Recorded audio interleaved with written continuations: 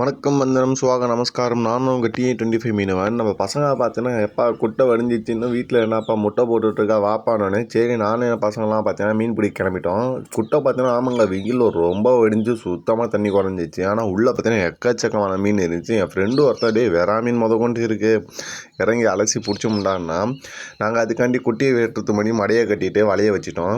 கொசு வலையை வச்சுட்டு நாங்கள் இறக்க ஆரம்பித்தோம். சிங்கிளாக அரிச்சா பத்தாது, டபுள் இன்ஜின் மோடுக்கு மாறான்ட்டு நான் ஒரு பக்கம் இறக்கேன், என் தம்பி ஒரு பக்கம் இறக்கினேன். நாங்கள் 2 பேரும் சேர்ந்து சும்மா சரியாக இறக்க ஆரம்பிச்சிட்டோம். இறக்க ஆரம்பித்த கொஞ்ச நேரத்தில் பார்த்தீங்கன்னா வலைக்குள்ள வரைக்கும் மீன் வந்துடுச்சு. எட்டி பார்த்தா சும்மா எக்கச்சக்கமான கெண்டை மீன்லாம் வலைக்குள்ளே இருந்துச்சு. தம்பி ஒழுங்காகவே பிடிக்க மாட்டா, டைட்டாக பிடிப்பான்னு சொல்லி அவனுக்கு கொஞ்சம் தண்ணி அடித்து கொஞ்சம் வேலையை காட்டி விட்டோம்.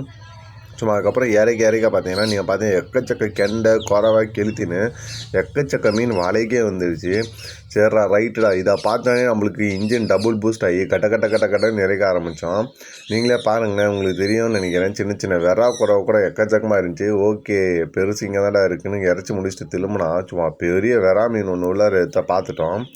அதை தொட்டோன்னே பார்த்தா புசுன்னு ஓடி போச்சு. அதுவும் பார்த்தா சும்மா சரியாக எக்கச்சக்கமாக ஆட்டம் காட்சிங்க. என்னடா சேரு கொஞ்சம் தான் இருக்கேன்னு இறங்கினா, சேராக தான் இது என் ஏரியாடி தம்பி, நான் எப்படி ஓடுறேன்னு மட்டும் பாருன்ட்டு அந்தளவு ஆட்டம் காட்டினே இருந்துச்சு. சரி இருப்பேன், ஒன்று இன்னும் கொஞ்சம் தண்ணியை இறச்சிட்டு பிடிச்சிருவோன்ட்டு அதுக்கடுத்து பார்த்தீங்கன்னா நாங்கள் இருந்த கொஞ்சம் தண்ணியை இறச்சி முடிச்சுட்டு உள்ளே இறங்கிட்டோங்க களத்தில்.